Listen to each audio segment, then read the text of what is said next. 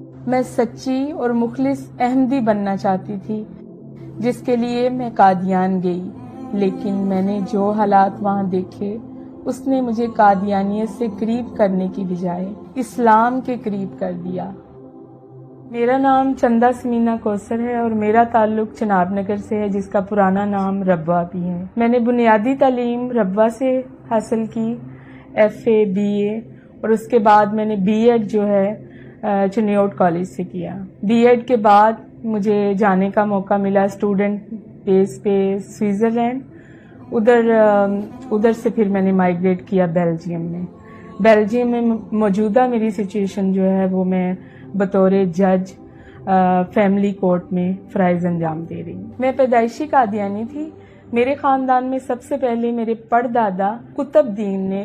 مرزا قادیانی کو امام مہدی مانا تھا۔ جب میں قادیانی تھی تو بھی اپنے آپ کو مسلمان ہی کہا کرتی تھی، بلکہ ٹرو مسلم کہا کرتے تھے ہم اپنے آپ کو۔ لیکن میرا اپنی والدہ کے ساتھ چھوٹی عمر میں قادیان جانے کا موقع بنا۔ یادداشت میری تھوڑی شارپ ہے، اس لیے مجھے ایک ایک دن یاد ہے قادیان کا۔ تو میں نے جو محسوس کیا کہ وہ ایک بستی میں سے ایک بدبو ہے، جیسے تعفن ہے، ہلکی ہلکی سی، یا جیسے کہتے ہیں کہ نالیوں کی یا گٹروں کی، اس طرح کی ایک آتی ہے تعفن سا۔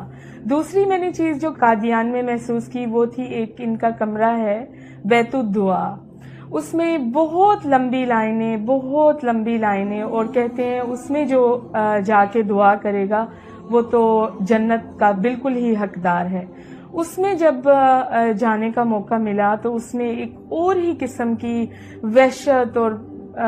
دو تین لوگ ادھر کھڑے ہو سکتے ہیں، جلسے کے دن تھے۔ تو اس بیت الدعا میں مجھے کوئی بھی روحانی چیز نہیں نظر آئی۔ تیسری جو چیز تھی وہ تھا منارۃ المسیح، اس کے گرد جو طواف کرنا یا اس پہ ہاتھ لگا کے چومنا اور پورے جسم پہ لگانا اور اپنے منہ پہ ملنا، اور اس کے اندر بھی جا کے چھوٹی سی جگہ ہے تو وہاں پہ بھی جا کے مجھے کوئی بھی سکون نہیں ملا۔ چوتھی چیز تھی مرزا قادیانی کی قبر، جو بھی جاتا ہے وہ لازمی طور پہ ایک مرزا قادیانی کی قبر کے اوپر، اور جس پہ وہ واک کیا کرتے تھے، سیر کیا کرتے تھے اپنی زوجہ کے ساتھ اسٹیشن تک، وہاں تک جانا بہت ضروری ہے۔ تو جب میں اپنی والدہ کے ساتھ وہاں پہ چلتی تھی تو کوئی بھی ایسی کوئی روحانی کچھ بھی ایسا منظر بالکل بھی نہیں ہے، اور لوگوں سے میں پوچھتی تھی کہ شاید مجھے نہیں محسوس ہو رہا، خالہ جان آپ کو محسوس ہو رہا ہے ایسا کچھ کہ ہم مکہ کی گلیوں میں ہیں یا مدینہ کی ہواؤں میں ہیں، فضاؤں میں ہیں؟ لیکن چونکہ سب پیدائشی قادیانی ہوتے ہیں تو پیدائشی قادیانی کا کوئی رائٹ نہیں ہوتا کہ وہ اس مقام کے بارے میں بات کر سکے۔ جس عقیدت اور محبت اور احترام سے ہمارا قادیان کا سفر رہا، تو وہاں پہ جا کے جو ایک تصور تھا ایک روحانی ماحول کا، ایک خوشبودار زمین کا، ایسا بالکل بھی کچھ بھی نہیں تھا۔ لوگ بس اپنے تئیں اس کو مکہ مدینہ کا درجہ دیے بیٹھے ہیں۔ اس کے بعد جب میں نے مرزا قادیانی کی کتابیں اس لو سے شروع کی کہ مرزا قادیانی نے خود کہا ہے کہ ہر احمدی پہ 3 دفعہ میری کتابیں پڑھنا لازم ہے، تو مجھے پتہ چلا کہ حضرت عیسیٰ علیہ السلام جو خدا تعالیٰ کے سچے نبی تھے اور پاکیزہ ماں سے پیدا ہوئے تھے، ان کے بارے میں جو گستاخانہ باتیں تھیں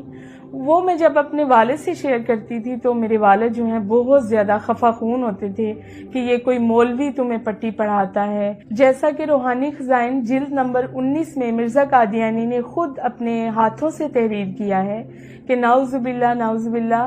حضرت عیسیٰ علیہ السلام جو ہیں وہ شراب نوشی کرتے تھے۔ تو اس طرح کے بہت سارے کفریہ کلمات ہیں جو ایک نبی کی شان کو بالکل بھی زیب نہیں دیتے۔ اس کے بعد جو کچھ ایسی باتیں ہوتی تھیں کہ بہت ہی زیادہ ایک بچی اپنے باپ سے نہیں کر سکتی، تو وہ باتیں میں اپنی ماں سے کرتی تھی اندھیرے میں، کبھی چھپ کے، کبھی پیٹی والے کمرے میں، کہ والدہ یہ چیزیں لکھی ہیں۔ تو میری والدہ ایک پڑھی لکھی عورت تھیں، تو پھر وہ مجھے کہتی تھیں مجھے نشان لگا دو بیٹی، میں 10 بار پڑھوں گی اور اسے سمجھنے کی کوشش کروں گی۔ اور کئی دفعہ محلے کے مربی سے بھی میں رابطہ کرتی کہ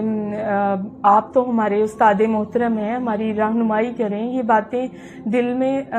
ایک گرہ سی باندھتی جا رہی ہیں۔ اس سارے سلسلے کے بعد جب میں اپنے والدین سے بات کرتی، میری والدہ جو ہے قائل ہو جاتی تھی، لیکن میرے والد کبھی بھی قائل نہیں ہوتے تھے، بلکہ وہ کہیں نہ کہیں میرے لیے مرنے کی بد دعائیں کرتے تھے کہ یہ کیا اذیت ناک ایک بچہ میرے گھر پیدا ہو گیا ہے، کیونکہ میں سب سے بہن بھائیوں میں چھوٹی تھی اور سب سے زیادہ خدمت گزار تھی، اور میرے بہن بھائی سب سیٹ تھے یورپ میں، لیکن میں اپنے والدین کے ساتھ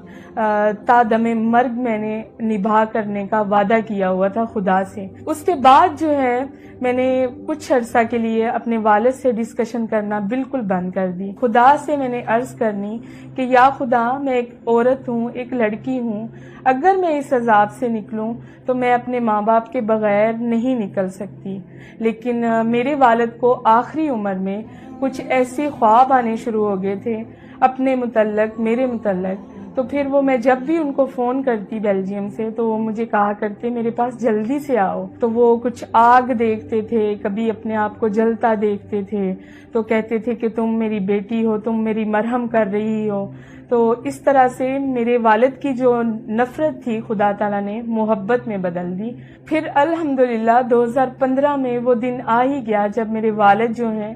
بالکل باقاعدہ طور پہ مجھ سے ایگری ہو گئے کہ ہم اس کلٹ سے نکلتے ہیں، اور ڈھیروں لعنتیں ڈال کے مرزا قادیانی پہ ہم نے سچے دل سے اسلام کو قبول کیا۔ چونکہ بچپن میرا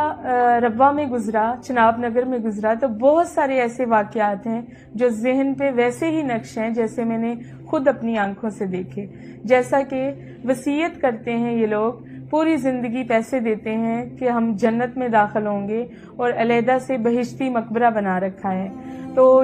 جن لوگوں کے بھی پیسے تھوڑے سے کم ہوتے تھے ان کو وہاں پہ نہیں دفن کیا جاتا تھا، حالانکہ وہ پوری زندگی اپنی آمدن کا حصہ باقاعدہ دیتا رہا۔ اگر تھوڑے سے پیسے کسی بیماری کی وجہ سے یا بڑھاپے کی وجہ سے یا پریشانی کی وجہ سے وہ ادا نہیں کر سکا تو ان کا میں رحم کہیں پہ بھی نہیں دیکھتی تھی، اور اس کو امانتاً نارمل جو عام قبرستان ہے اس میں دفن کر دیا جاتا تھا۔ اور میرے والد چونکہ بزرگ تھے اور نظر بھی کمزور تھی اور بہت دعاؤں والے آدمی تھے، ان کو